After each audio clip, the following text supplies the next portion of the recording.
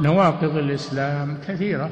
قد يكون الإنسان مسلما صحيح الإسلام مؤمنا صادقا، لكن والعياذ بالله قد يرتد عن دينه بارتكاب ناقض من نواقض الإسلام، وهي كثيرة. نواقض الإسلام كثيرة يجمعها 4 أنواع: 4: القول والفعل والاعتقاد والشك.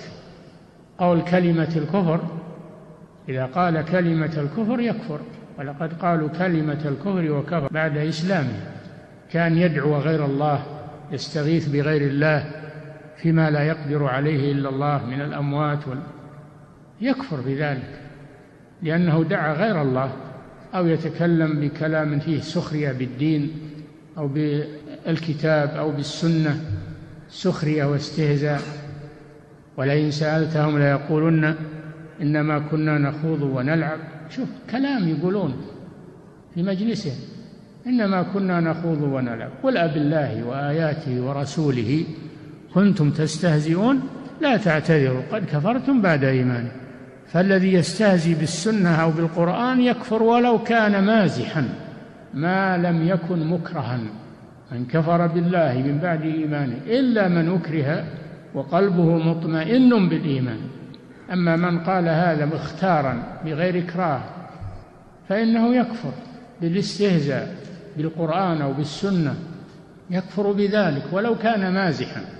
قل بالله وآياته ورسوله كنتم تستهزئون لا تعتذروا قد كفرتم بعد إيمانكم. شوف كانوا مؤمنين في الأول، لما حصل منهم ما حصل كفروا بعد إيمانهم، مع أن الذي تكلم منهم واحد لكنهم لم ينكروا عليه إلا واحد قام وأنكر عليه، وأما البقية فهم ساكتون لم ينكروا عليه، فحكم الله بكفرهم جميعا والعياذ بالله.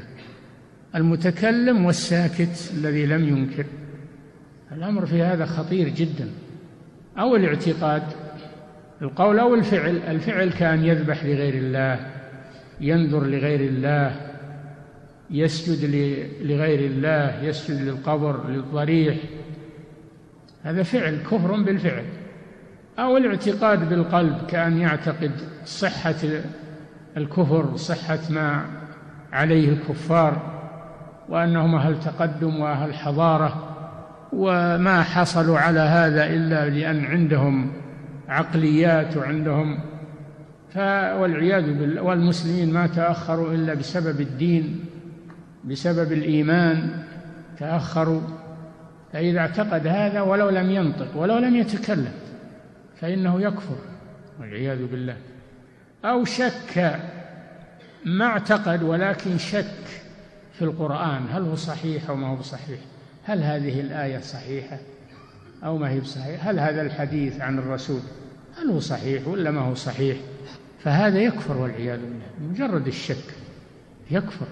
هذه أصول الردة: قول أو فعل أو اعتقاد أو شك. ثم ينشأ عن هذه الأربعة أنواعا من نواقض الإسلام كثيرة.